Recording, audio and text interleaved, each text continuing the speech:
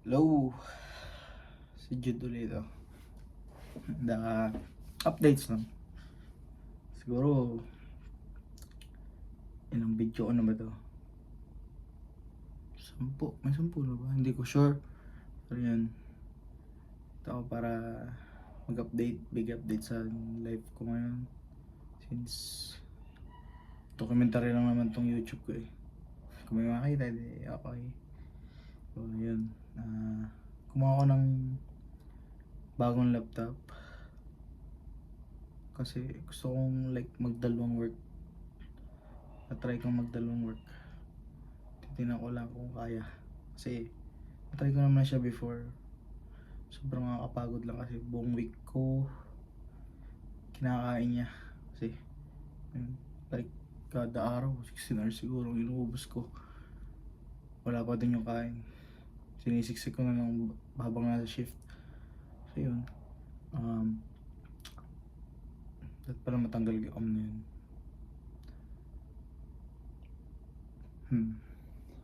Piyaltan ko naman ng bungol. Yun, sa fitness journey ko naman pahinga muna ako nag-rest day ko. Nag-rest day lang ako. Wala pa nga steps ko, 3K pa lang steps ko today. Mamaya pa ako magja-jogging ulit or walking. Mauwa ko lang yung 10K above na steps. Para lang araw-araw maging consistent to siya. Tsaka sa pagbibideo ko na to, hindi rin ako minsan nga ako nag-upload eh.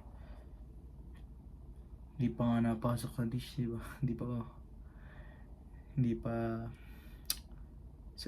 though wala pa naman yung nakaraan, sabi ko lang fitness journey. Yun, ito yung update ko. Nagpahinga ako ngayong araw. Nagbuhat kahapon, kunti lang rin ang buhat ko. Siguro bukas bubuhat ako ulit. Or mamaya, titignan ko kung anong mood.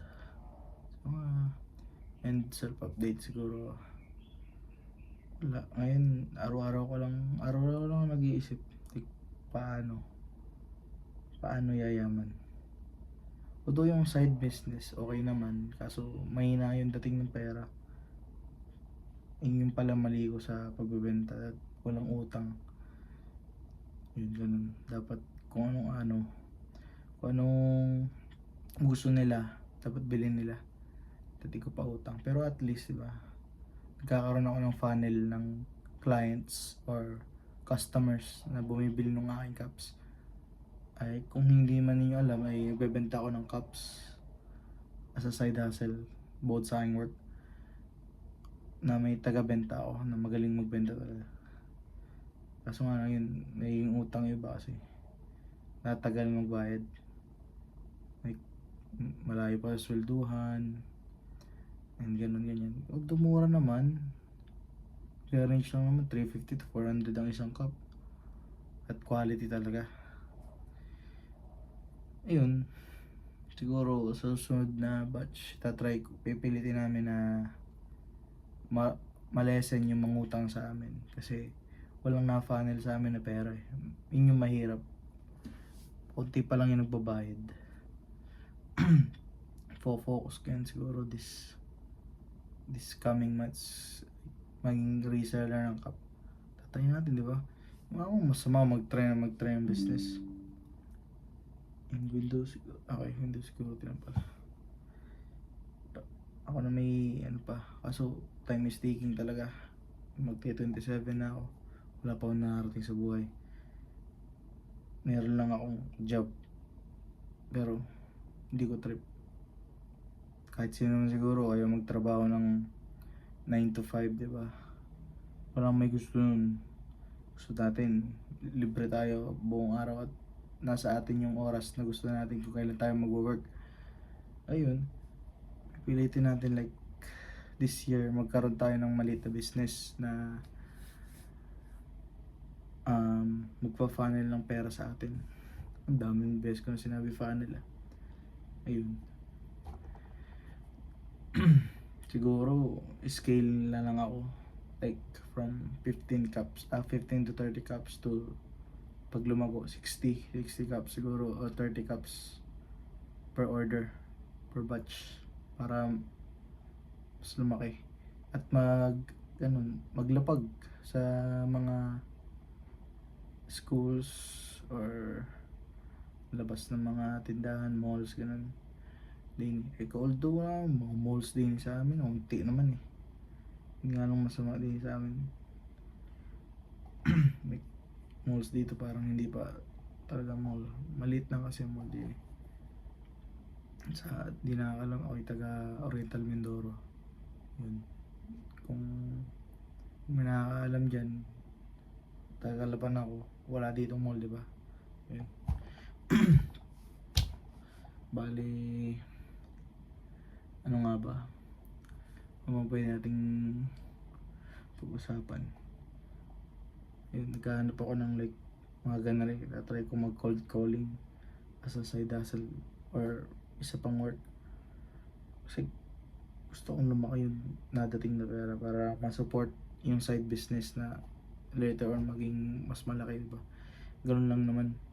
Start from the bottom talaga till I reach the top. Yun. Hirap. Pero ngayon, na-realize ko, napakahirap pala talaga. Lalo araw-araw ko iniisip na di pala talaga magmadali mag-business. Although may alam ako, like, paano magbenta, like mga promotions, kung paano may pag-usap. Pero yung like, i-manage lahat-lahat ng yun, masakit pala talaga sa ulo. Hindi ko rin nakalain. Kahit maliit lang yung business namin, di ba? Isang araw, kahapon, naisip namin na saan napunta yung ibang cups. Kasi hindi nalilista. Yun yung mali ko. At mali din yung kasama ko. Hindi niya nalilista. Yun ang pagbebentahan niya. At yun dapat yung like basic mong alam pag nagbebenta ka. Lahat ng inventory. Dapat alam ko yun, di ba? As a engineer kasi ako, industrial engineer. Or into business kami. Dapat alam ko yun. So, yun nga. Ba't di ko ginagawa? Mali. Mali yun. Yun, kung starving business pa na kayo, talagang dapat kahit 5 piso lang yung ginastos nyo sa labas, dapat nakalista yan. Basta connected sa business yung ginastos, tatalista nyo para lang malaman nyo kung saan napunta yung pera, kung ba't kayo nalulugi. Yan.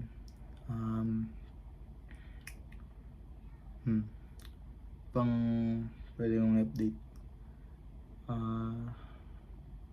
Siguro try ko rin like either daily or every 3 days, maalin kung anong maano ko. Minsan kasi marami akong iniisip, sabi ko na lang dito para lang ma-vent out ko kasi wala man ako ibang makausap at sarili ko lang. Although ngayon wala na ako ng relationship at mag-isa na lang talaga ako. Sa kanya ko talaga lahat sinasabi, lahat ng aking mga ginagawa at mga update ko sa buhay. Ngayon, mag-isa na lang ako. Yun, ang focus ko siguro to this year, yun, magkaroon ng side business na maging main source ng income ko. Kasi doon naman tayo lahat pupunta, di ba? At ayoko rin naman magtrabaho, di ba? Hindi man by the time ay 30 talaga gusto ko as in hindi na pagtrabahuin si mama. Yun talaga yung goal natin eh. As a man, goal natin talaga. Kahit sinong anak dyan, kahit babae ka pa. And ladies and gentlemen, yun ang pinakang goal natin. Ang maparetire ang ating mga magulang. Ngayon, nag-iisa lang naman ang mama ko eh. Wala na si papa. Last year siya umalis sa amin. Like, sumalangit na siya. Rest in peace pa. Yun. Sana mabawi ko lahat ng mga mali na nagawa ni papa. Although marami talaga siya nagawang maganda. Yun nga lang yung sa business type, ano, hindi niya masyadong natutukan na ang daming naiwang mali na dapat isatuwid. At akong gagawa nun. Akong gagawa nun. Yun. Yun. Medyo naayos na may pag-usap ngayon, di ba? Medyo natuwid na. At sasabi ko, may improvement na sa pagsasalita ko. Sana may open ko to, like, sa tao as pagbebenta sa kanila. Maging proactive and stuff. Maging totoo. Kasi hindi ko talaga pinapakita kung sino ako eh. Sa ibang tao mostly. Sa mga kaibigan lang. And sa mga close like family. Yun, tama. Family and friends ko lang. Malit lang naman ang bilog ko eh. Iilan ng mga tropa. Sa kanila lang nagtitiwala. Yun. Naisingit ko pa. Naisip ko kasi. Kasi yung isang taong pinagkakatiwalaan ko na wala pa. Yun. Di ko na iniisip ngayon magkaroon ng relationship. At gawa ng ang focus ko ngayon maging best version of myself na. Hindi yung mali-mali ang ginagawa tulad ng past relationship nitong nakaraan. Ang dahilan kung ba't naman sira talaga ay ako. Although may mali din siya ginawa, pero yun, magbabago talaga ang tao eh. Kailangan natin tanggapin yun. Ay, talaga masakit sobra na mawalan. Ano pa yan, sakit na nawala ang tatay ko, papa, tapos sumunod pa siya. Ang dami rin nawala sa amin. Sobrang sakit. Hindi ko alam paano po nakapag-isip ng ayos eh. Hindi ko alam bakit ako nakapag-isip pa ng ayos. Siguro ganito na lang. Slowly na bumabangon, dinidistract ang sarili sa mga nangyayari. At tinatry maging better kada araw. Ang hirap pa naman talaga magbago. Na-realize ko yun ngayon. Hindi pala siya talaga sobrang bilis. At yun din yung ina-expect sa akin ng aking nakarang relationship. Na akala niya mabilis magbago. Ginawa ko naman talaga magbago. Hindi lang talaga niya nakikita. Nakikita niya lang yung mga surface. Sana sa mga susunod niyang relationship makita niya din yun. Kasi ako alam ko nagbago na ako eh. Hindi na ako yung type ng tao na natutokso talaga. Hindi na ako yung type ng tao na iniintindi yung di man mahalagang bagay. Ngayon, focus ko na lang. Nag-isip ako kung paano bayaran tong computer, itong laptop na kinuha ko. Dadating din tayo, di ba, na mawawala din yung isipin sa buhay. Like, peace of mind na lang meron. So, ganun.